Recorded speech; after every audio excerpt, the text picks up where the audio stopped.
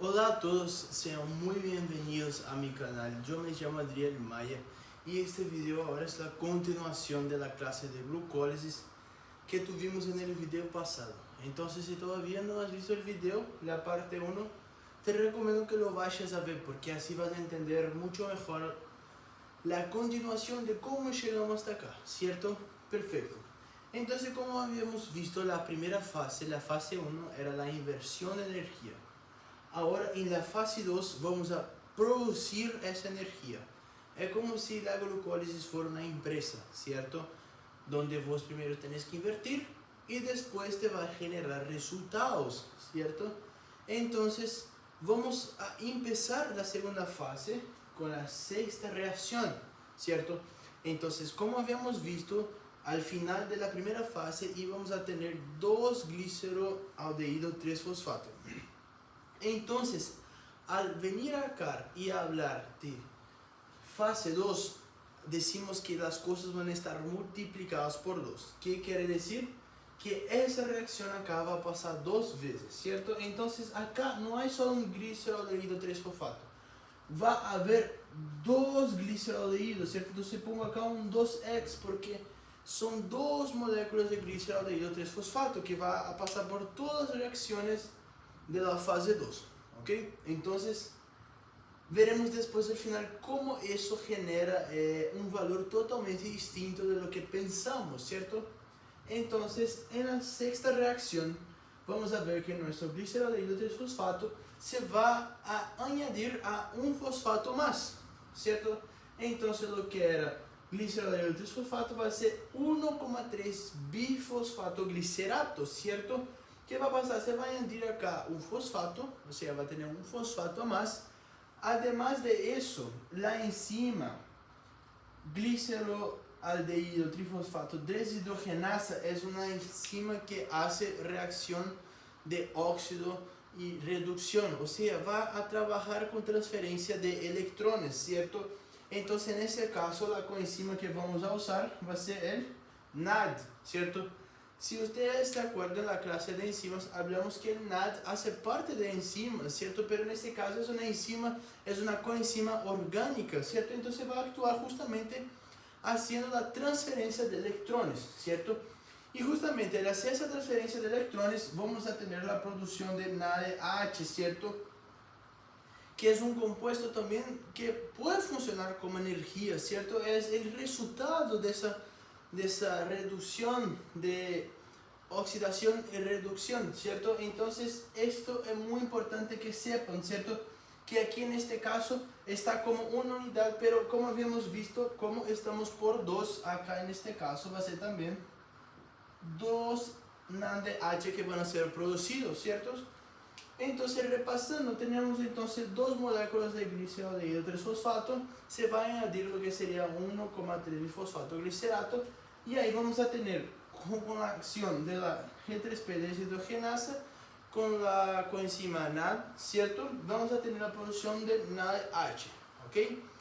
¿Y por qué yo puse por 2 acá? Porque acuérdense que el gliceroaldehído 3-fosfato son 2, entonces todas esas reacciones acá serán por 2, ¿cierto? Bueno, la séptima reacción, vamos a ver que ese 1,3 bifosfato, viste que acá hay un fosfato en el carbono 1 y un fosfato en el carbono 3, ¿cierto? Entonces, ese que está en el carbono 1 va a hacer justamente salir de ese bifosfato glicerato, entonces voy a tener lo que sería un fosfato inorgánico, se va a sumar a un ADP del medio, ¿cierto? Y que me va a generar un ATP. Entonces, por ahora vemos la primera producción de ATP, la primera fosforilación, ¿cierto? Que justamente se va a dar por la enzima fosfoglicerato quinasa. Entonces, el fosfato que estaba en el carbono 1 del 1,3 bifosfato glicerato, ¿qué va a pasar acá?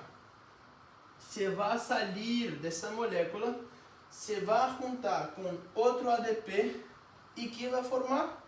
Nuestro ATP. Entonces acá vamos a tener nuestra primera molécula de energía, ¿cierto? Propiamente dicho, como ATP. Perfecto. Y acuérdense que acá también es por 2, ¿cierto? No se olviden de eso. Además de esto, esta enzima fosfoglicerato quinasa se va a funcionar por el magnesio, ¿cierto? Entonces el magnesio sería esta coenzima de que tanto hablamos, ¿cierto? Es para activar. Entonces si ustedes ven, la mayoría de las reacciones van a tener magnesio como coenzima, ¿cierto? Excepto por algunas de la primera fase, pero en este caso acá va a estar en casi todas, excepto por la sexta, ¿cierto? Entonces repasando, en la séptima vamos a tener entonces la salida de ese fosfato que estaba en el carbono 1, se va a juntar a un ADP y se va a formar el ATP. ¿Por medio de qué enzima? Fosfoglicerato quinasa. ¿Qué coenzima? Magnesio 2+. ¿Y qué va a resultar? Voy a tener entonces lo que sería el 3-fosfatoglicerato, ¿cierto? Entonces, 3-fosfatoglicerato es el resultado de esa séptima reacción. Y ahí me va a dar a la octava reacción. La octava reacción es muy sencilla porque es una mutación. ¿Qué me quiere decir? Que el fosfato que estaba acá en el carbono 3 se va a pasar al carbono 2. Entonces, sufre una mutación, ¿cierto? No es una mutación, digamos, de isomerización, porque continúa siendo un fosfatoglicerato, ¿cierto? Continúa siendo un glicerato, pero ¿qué es lo que va a pasar? El fosfato que estaba en el carbono 3 se va a pasar al carbono 2, y por eso sale de 3PG y va para lo que sería el 2PG, ¿cierto? Bueno, la enzima es muy sencilla, fosfatoglicerato mutasa. ¿Y qué es lo que va a actuar como coenzima? El magnesio, ¿cierto? Entonces, si ustedes ven acá, como estamos hablando de una mutación, la enzima es el fosfoglicerato mutasa, ¿cierto? La octava reacción no tiene así tanto secreto. La novena reacción, entonces, va a ser lo siguiente. Ese 2-fosfatoglicerato que antes había sufrido una mutación, a través de la enzima enolasa, ¿cierto? A través de la enzima enolasa se va a transformar lo que sería el fosfato enol piruvato, ¿cierto? El fosfato enol piruvato es resultado justamente de la acción de la enzima enolasa. ¿Por qué? Porque hay un grupo, ¿cierto? Va a haber un grupo específico ahí que es el enol, ¿cierto? Y ese enol va a estar formado justamente porque enzima por la enolasa, ¿cierto? Y ahí quiero que pongan atención porque acá se va a ver la producción de agua, ¿cierto? Se va a producir agua a través de esa reacción y al invés de tener una molécula de agua vamos a tener dos moléculas, porque acuérdense que estamos hablando de que todo eso acá se va a hacer por 2. Entonces voy a tener 2 moléculas de agua al final, ¿cierto? ¿Y cuál va a ser la coenzima? El magnesio 2+.